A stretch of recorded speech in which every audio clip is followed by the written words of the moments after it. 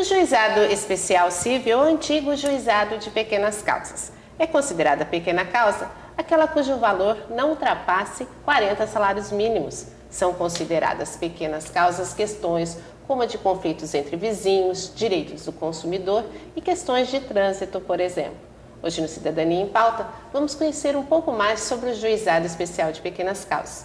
Estamos recebendo aqui no nosso estúdio Rosana Parolari Correia Valim, que é diretora da Divisão do Juizado em Araçatuba. Queria agradecer sua presença aqui. Eu que agradeço. Vamos conhecer um pouquinho como que é o trabalho, então, do juizado ou da divisão do juizado, da qual você é diretora. Bom, o cidadão chega lá, expõe o problema e a gente reduz isso a escrito e ele já sai de lá com uma data marcada para audiência de conciliação, onde depois nós vamos expedir as cartinhas, intimações, e nessa audiência, que normalmente é marcada em torno de um mês ou um mês e meio, nós vamos tentar a conciliação para pôr fim ao processo e problema do cidadão.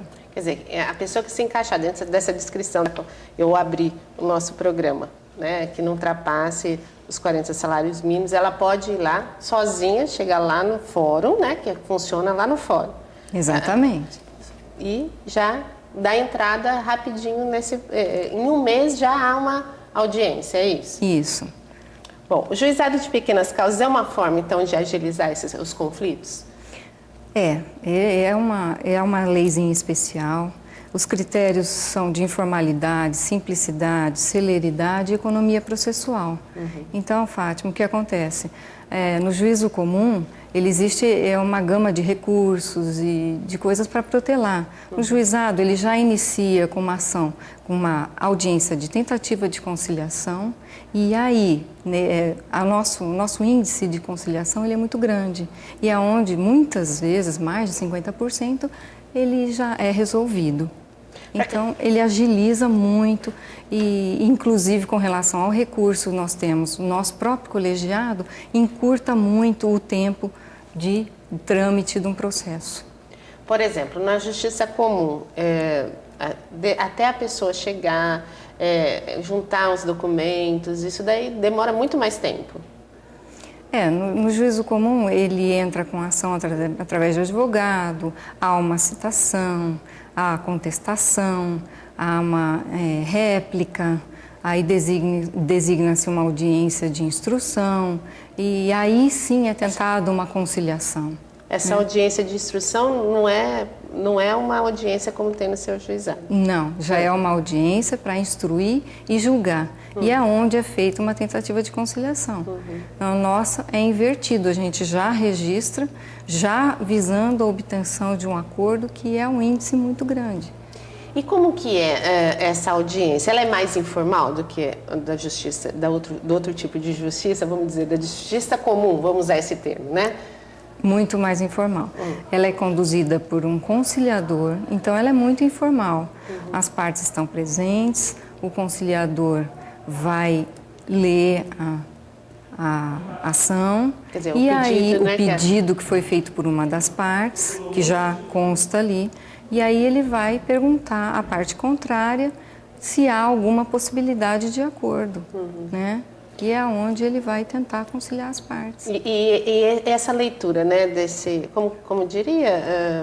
É a ação, o pedido. É o pedido, né, da pessoa. Esse pedido é relatado pela própria pessoa que chega lá, né? Isso. Então, a primeira fase, ele chega ao cartório e conta o caso. Expõe, a gente reduz isso a termo e inicia-se a ação. Ele já sai com a data marcada e nesse dia da conciliação ele vai se encontrar com a parte contrária e o conciliador vai conduzir e tentar pôr fim ao processo, chegando na conciliação. E essa pessoa, né, a parte contrária, ela tem ciência do pedido antes de chegar lá na audiência? Tem, porque ela recebe uma cópia? Isso, a carta citatória é obrigatório e uma cópia do pedido, para ele saber do que se trata, né? Então, a citação é acompanhada, a gente chama de uma contrafé. Né? Então, ele chega lá já sabendo do que se trata para poder ver se há uma possibilidade de acordo ou não. Quer dizer, então esse processo agiliza mesmo. Agiliza muito. Né? Por conta exatamente dos acordos que são obtidos, que é em grande número, por conta da concentração de provas, porque não havendo acordo ali, já é designada uma audiência de instrução onde o juiz vai fazer a colheita das provas e já vai, próximo passo, decidir. E dessa primeira audiência até o juiz decidir, por exemplo, não houve ali a conciliação.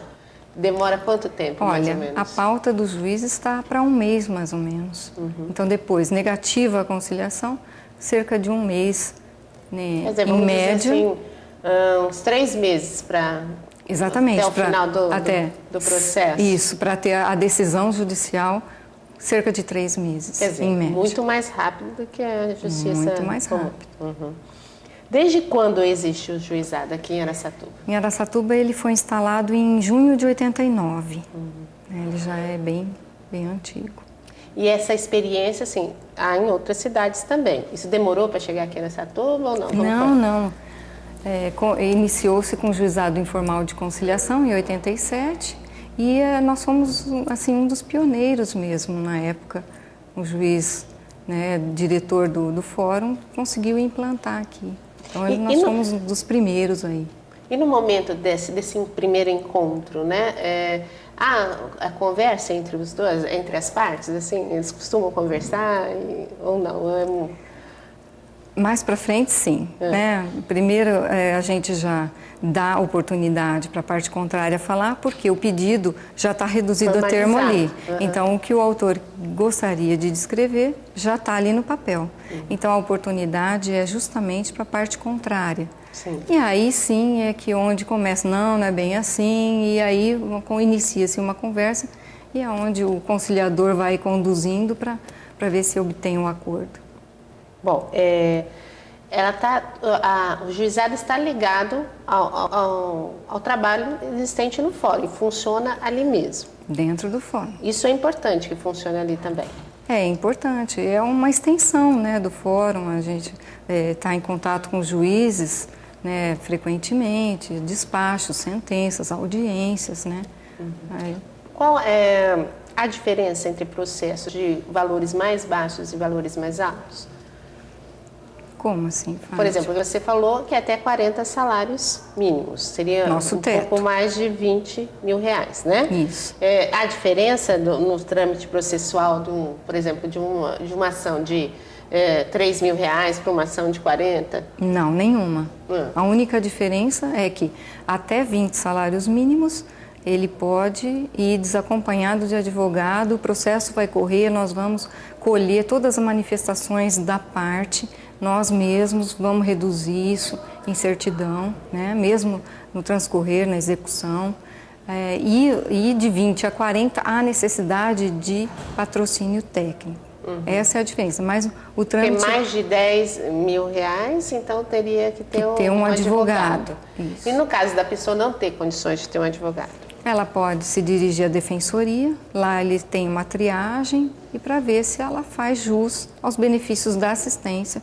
E aí sim é nomeado um advogado para atuar no processo. E no caso, não ultrapassou esse valor até para ter um advogado, mas eu estou brigando com uma empresa que tem um advogado.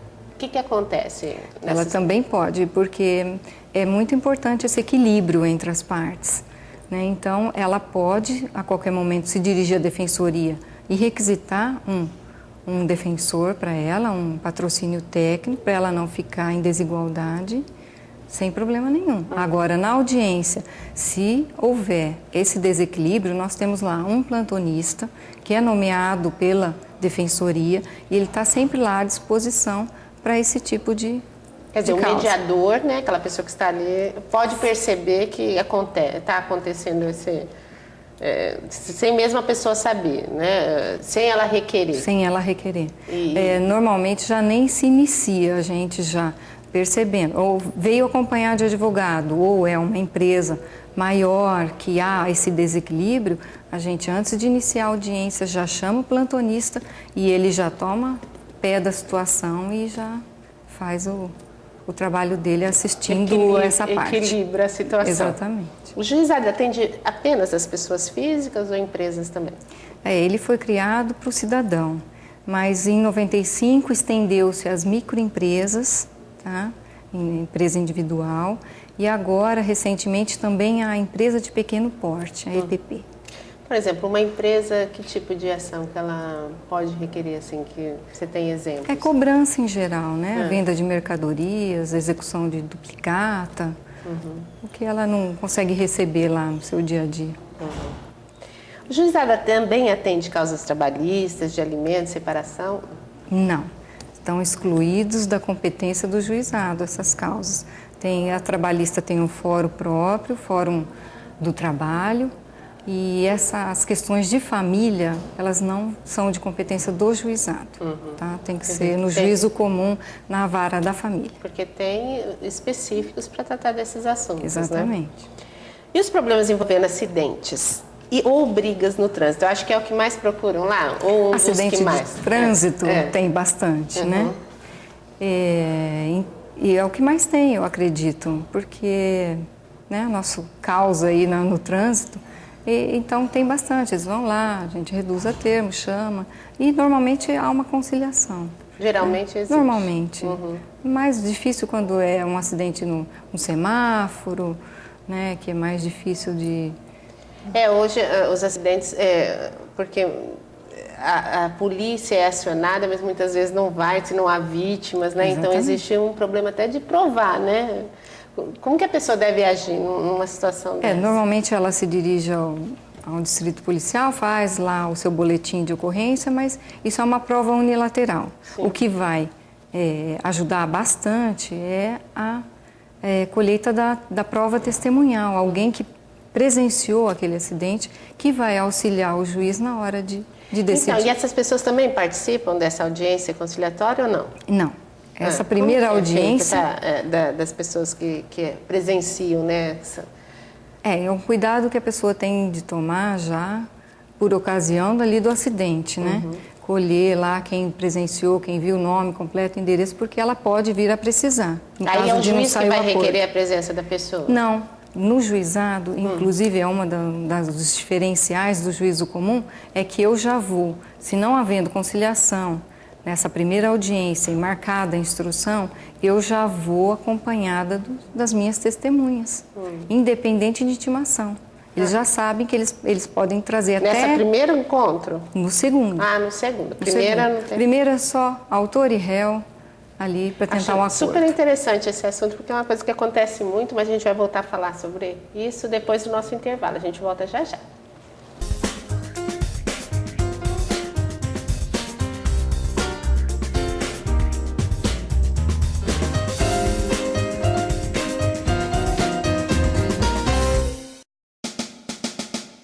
A Tribuna Livre é um espaço democrático e de cidadania que a Câmara Municipal de Araçatuba reserva para pronunciamentos de entidades representativas da sociedade durante a realização das sessões ordinárias.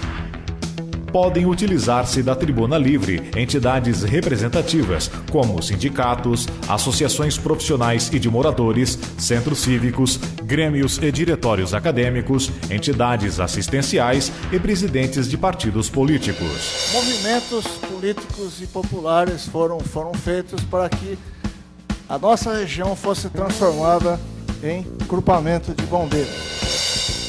Para usar a tribuna, a entidade precisa estar devidamente registrada como sociedade civil e funcionando regularmente de acordo com seus estatutos. Poderem levantar a sua voz e dizer à população, dizer ao mundo o que com elas está acontecendo. O tema a ser tratado é livre, mas precisa ser indicado no ato da inscrição e poderá ser indeferido pela presidência da Câmara se não disser respeito ao município ou for matéria político-partidária. A Tribuna Livre dura 15 minutos e apenas os vereadores podem pedir a parte ao orador. Por isso é inconcebível o aumento de número de pessoas contaminadas pelo mundo. A Tribuna Livre da Câmara é disponibilizada para entidades sempre na primeira e terceira sessões ordinárias de cada mês. A inscrição para o uso da tribuna deve ser solicitada com antecedência mínima de 10 dias e seguir uma ordem de solicitação. O bairro é totalmente abandonado, precisa de tudo. É a Câmara Municipal abrindo espaço para a comunidade. Câmara Municipal de Araçatuba. Todo o poder emana do povo.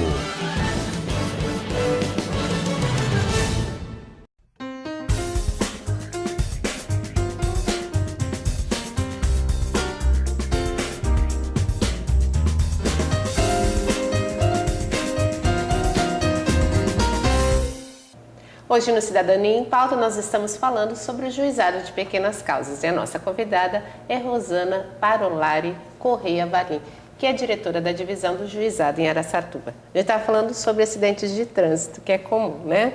Isso é um montante muito grande de ações que correm lá no juizado. Tem bastante, Fátima, tem bastante relativo a acidente de trânsito. Então, e como que a pessoa deve proceder? Por exemplo, aconteceu um acidente de trânsito, porque deve ter muitos problemas com relação a isso. Porque, na verdade, hoje, como a gente estava falando antes, a polícia não chega até os acidentes, né? Então, quando a pessoa vai reclamar alguma coisa, é a palavra dela contra a palavra de outra pessoa. Quer dizer, o juizado vai ter que... Quem está falando a verdade? Não há mágica nisso, né? Não. Então, o que ela deve fazer para assegurar seus direitos? Então, como o juiz vai poder julgar da forma mais justa? Ouvindo as testemunhas. Então, é importante, se envolveu num acidente de trânsito, colher ali no momento e escolhendo bem quem presenciou o acidente, não aquele que viu depois, que chegou posteriormente, de preferência aquele que presenciou o acidente. Então você colhe lá o nome completo. Um monte de gente, né? Começa a os curiosos, né? É. Nome completo, endereço, porque se não houver acordo, mesmo fora do fórum ou nessa primeira tentativa de conciliação, vai ter que instruir o processo. E é onde ele vai poder ganhar, né? E auxiliar o juiz para decidir da forma mais justa. E até pegar o nome da pessoa também com que o acidente aconteceu, né? Exatamente, a placa do veículo, o nome completo, porque normalmente eles se dirigem ao distrito, fazem um boletim de ocorrência, é uma prova também, não deixa de ser, mas é unilateral, né? Eu vou lá e descrevo o que ocorreu da minha versão. Né? A parte contrária pode também fazer um BO do jeito que ele conta, né? E o que vai pesar mesmo são as testemunhas que presenciaram o fato e vai ter um peso maior e vai auxiliar o juiz na decisão. A gente sabe também que muitas pessoas, por exemplo, fogem, né, do acontecido, né? Atropelam alguém, vão embora e se a pessoa pegou lá, conseguiu, vamos dizer, pegar o número da chapa lá do carro. E se esse carro já não é mais daquela pessoa? E se a pessoa já vendeu esse carro, está com outra pessoa, não é ela que é... quem consta como dono não foi a pessoa que estava lá no acidente. O que acontece nesses casos? Paciência, Fátima. O que nós vamos ter? A placa do veículo e o proprietário, legalmente, né? Ele vai ser acionado. E ele vai ter que vir e responder e fazer prova de que ele não era proprietário do veículo.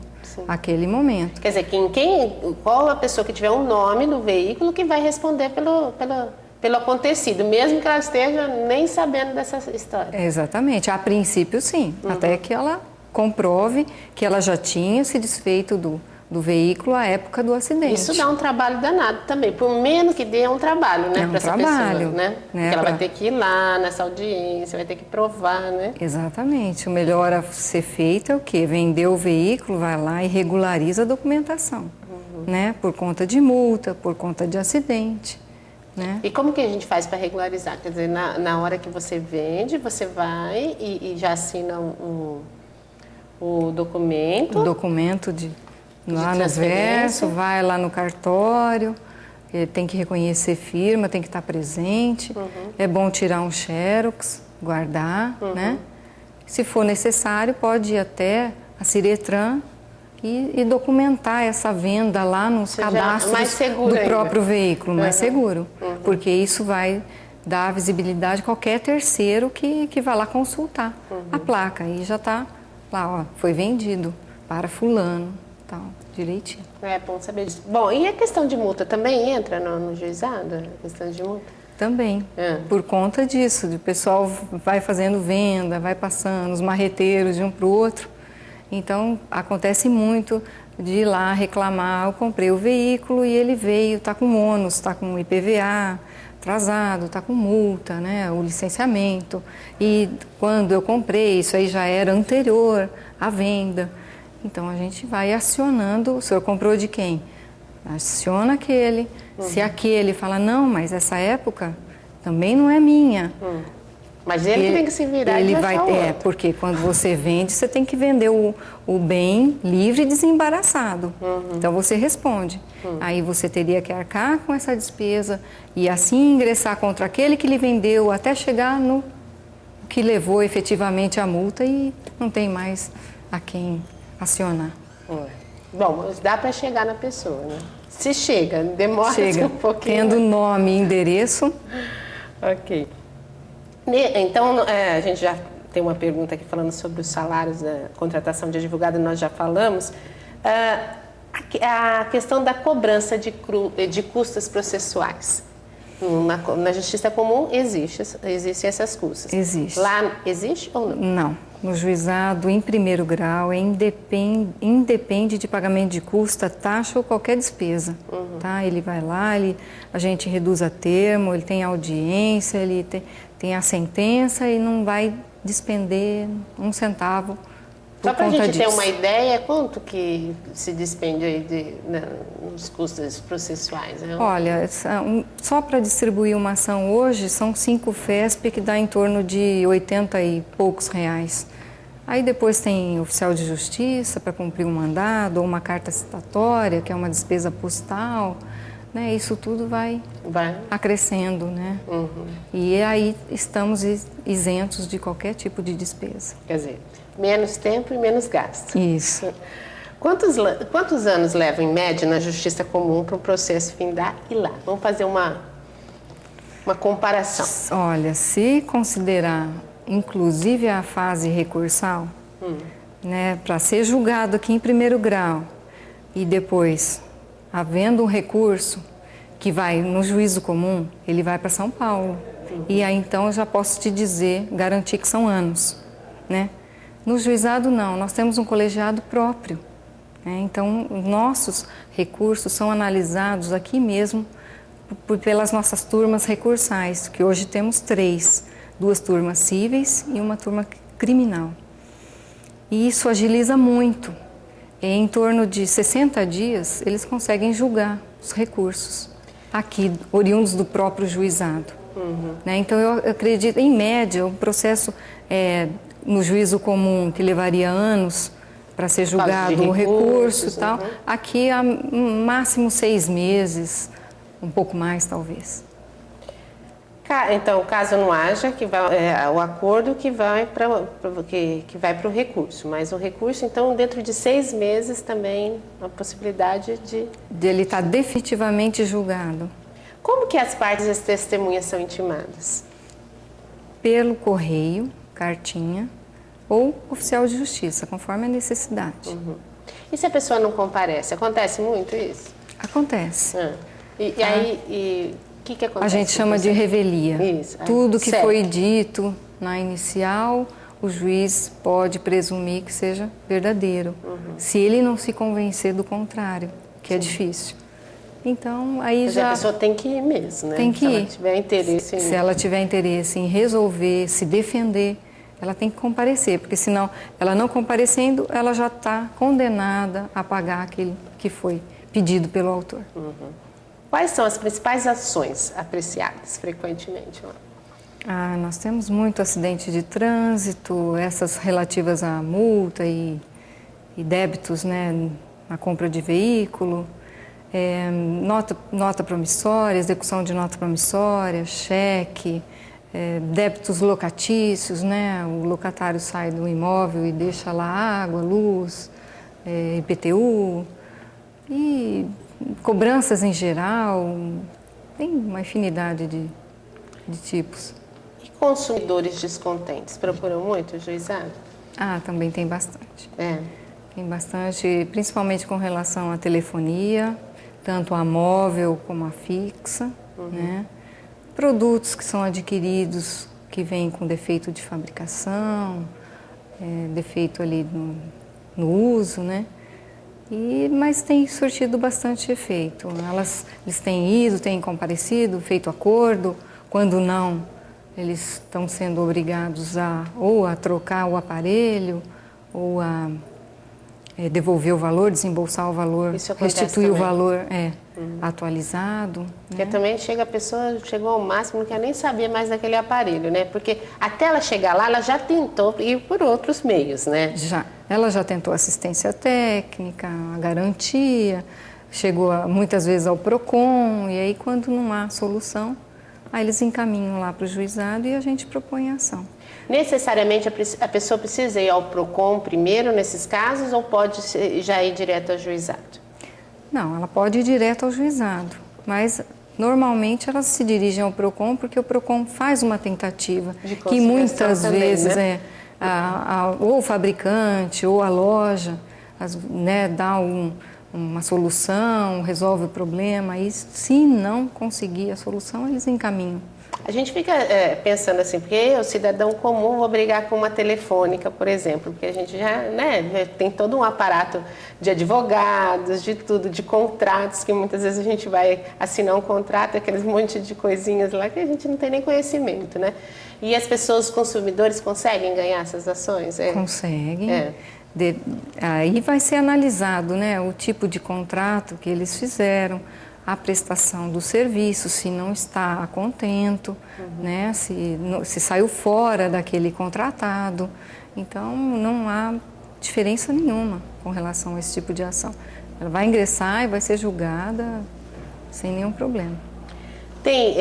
Existe alguma diferença em lidar com determinados conflitos ou outros? Tudo segue o mesmo trâmite? Mesmo trâmite. Mesmo que seja montantes maiores, menores, tudo independente igual. do valor, igual. Trâmite é o mesmo. A população mais carente tem acesso ao juizado? Tem, né? Você Tem. até falou que ela... Na verdade, o juizado, ele não vê a condição sociofinanceira da pessoa. Qualquer um pode se dirigir lá e, cabendo ali nos requisitos para entrar com a ação, não há necessidade dele ser hipossuficiente. E não existe um perfil da pessoa que vai lá, né? Eu acho que deve de todas as classes sociais. Todas né? as classes sociais. Desde que se encaixe ali na nossa leizinha, não há. Agora, é claro que para os mais carentes isso facilitou mais, porque eles não vão despender contratar de um custos, advogado, né? honorários de advogados. Isso facilitou mais para as classes mais carentes. E você acha que a população tem conhecimento do juizado? Tem bastante. Tem. Se escuta em cada canto aí, eu vou lá nas pequenas causas, se não resolver, eu vou lá. Sim. Porque nos primeiros 10 anos aí de implantação, foi feito assim, uma grande divulgação no jornal, nas rádios, até na televisão, a respeito da criação do juizado. Então, inclusive em Santo Antônio do Aracanguá, na região toda.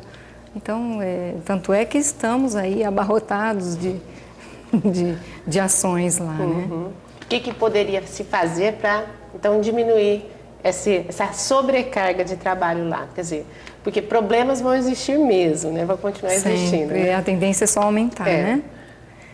Isso aí já é competência do tribunal, né? De estruturar melhor, talvez até abrir um outro juizado. Há campo para isso aqui, por exemplo. Com certeza, com certeza.